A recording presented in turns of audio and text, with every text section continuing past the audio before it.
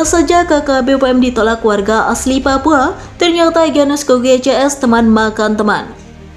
Pantas kelompok kriminal bersenjata atau KKB Papua ditolak tegas oleh warga asli Papua, ternyata nasib warga asli Papua miris. Tak jauh beda dengan anggota TNI Polri yang gugur, orang asli Papua juga ikut menjadi korban. Bak peribahasa teman makan teman, KKB Papua ternyata membunuh orang asli Papua. Penolakan tersebut diungkapkan oleh beberapa organisasi pemuda dan masyarakat yang tergabung dalam Komponen Masyarakat Papua atau KMP di Kota Jayapura. KMP menyatakan menolak tegas kehadiran organisasi Papua Merdeka atau OPM.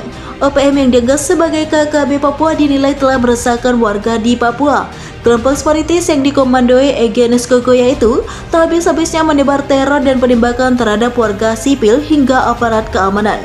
Komponen Masyarakat Papua menyatakan OPM atau disebut KKB bahkan tak segan-segan menghilangkan nyawa putra daerah Papua sendiri.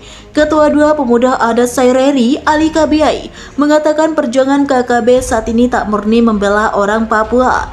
Upaya yang dilakukan kelompok separatis tersebut pun dinilai sudah kuno. Negara lain sedang bersaing dalam perang ekonomi, OPM masih sibuk melakukan kekerasan dan teror bahkan kepada orang Papua sendiri, ujar Ali dalam isi deklarasinya.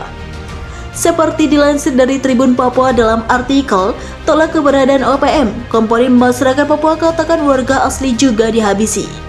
Selain Ali KB, deklarasi juga diikuti sejumlah tokoh pemuda Papua.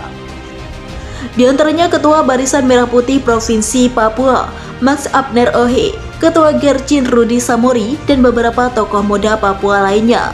Sebelum membacakan deklarasi menolak OPM, mereka juga menggelar diskusi sejarah integrasi Papua dalam Bingkai Negara Kesatuan Republik Indonesia atau NKRI. Saya punya banyak teman anak asli Papua yang saat ini sedang hidup di luar negeri. Mereka di sana sudah tidak mau sibuk lagi dalam kegiatan kemerdekaan Papua karena mereka merasa telah merdeka sebagai pribadi masing-masing dan sedang menikmati hidup serta mencoba bersaing dalam perang ekonomi, ujar Ali. Berikut 4 poin pernyataan sikap menolak OPM di tanah Papua. Kami masyarakat asli Papua dari berbagai komponen masyarakat yaitu komponen adat dan pemuda dengan ini menyatakan 1.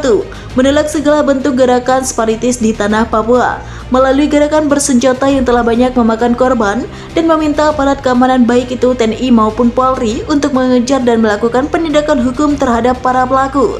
2. Mengutuk keras segala aksi kekerasan yang dilakukan oleh kelompok kriminal bersenjata di Papua yang mana terlihat sangat kuno. Karena peperangan di era modern ini bukanlah peperangan secara fisik, melainkan peperangan secara ekonomi, di mana setiap daerah berjuang dan berperang untuk meningkatkan perekonomiannya. Oleh karena itu, kami mengutuk keras segala aksi kekerasan oleh KKB di Papua. 3. Mendukung sepenuhnya implementasi Undang-Undang Otsus Nomor 2 Tahun 2022 dan akselerasi percepatan pembangunan di tanah Papua. 4. Mendukung sepenuhnya percepatan pemekaran daerah otonomi baru di tanah Papua untuk kesejahteraan serta pelayanan yang lebih baik untuk kepentingan masyarakat Papua. Sang Jenderal bongkar borok sendiri. Sementara itu, belakangan ini para petinggi KKB Papua kerap muncul di media sosial untuk menyampaikan pesan kepada pemerintah Indonesia. Tak jarang pula petinggi KKB Papua menyebarkan informasi kepada para anak buahnya melalui video di media sosial tersebut. Namun pesan dari petinggi KKB Papua itu kerap menjadi blunder. Pasalnya, melalui pesan-pesan itu petinggi KKB Papua secara tak langsung malah memberikan informasi penting kepada TNI Polri. Salah satunya seperti yang dilakukan Jenderal KKB ini. Niat ingin memberi analisis usai dilantik, Jenderal baru KKB Papua itu malah membongkar borok anak buahnya sendiri. Semua bermula ketika KKB Papua bergerak cepat mengganti Alex Ruyawerye Simakabori. Jenderal Bintang 3 KKB Papua itu sudah insaf dan telah kembali ke bangkuan NKRI. Petinggi TPN PBPM langsung mengangkat Okto Jemi Magai menjadi Kepala Staf Angkatan Darat. Video pelantikan Okto Jemi Magai baru-baru ini viral di media sosial. Pelantikan disaksikan pejabat TPN PBPM dan Panglima Perang KKB Papua. Okto Jemi Magai mengenakan pakaian seragam TPN PBOPM berwarna hijau-hijau. Dia dilantik oleh Panglima tertinggi TPN PBOPM, Daminos Magayogi. Tidak disebutkan lokasi pelantikan, namun diduga di Dokoge Paniai. Saat pelantikan berlangsung, seluruh anggota KKB Papua berbaris rapi, lengkap dengan senjata api di pundak. Pada kesempatan itu, Panglima Tertinggi TPNP BPM Damianas Magayogi berikrar terus berperang hingga Papua merdeka. Usai dilantik, Kasat Okto Jemi Magai menyampaikan hasil analisisnya. Menurutnya, TPNP BPM yang tersebar di semua daerah Papua masih memperlihatkan banyak kelemahan. Kekuatan KKB Papua di daerah itu masih perlu dibenahi, karena sampai saat ini pertahanan KKB terlalu mudah untuk dibobol, ujarnya. Okto Jemi Magai mengatakan pertahanan di setiap kodam banyak kelemahan sehingga KKB Papua mudah dilumpuhkan. Satu hal yang harus dibenahi adalah koordinasi.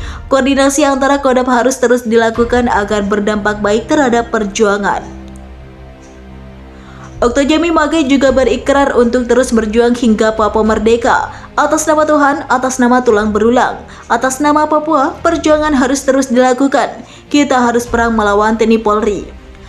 Alex Yuyaweri Makobori, 70 tahun, memutuskan kembali ke pangkuan NKRI setelah puluhan tahun bergabung dengan TPNP BPM.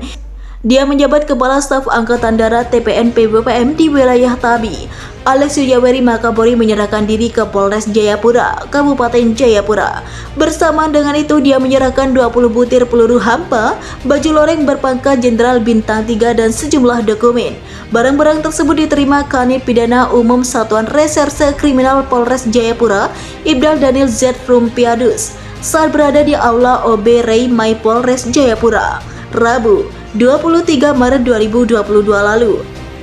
Alex Yuyaweri Makobori yang mencium bendera merah putih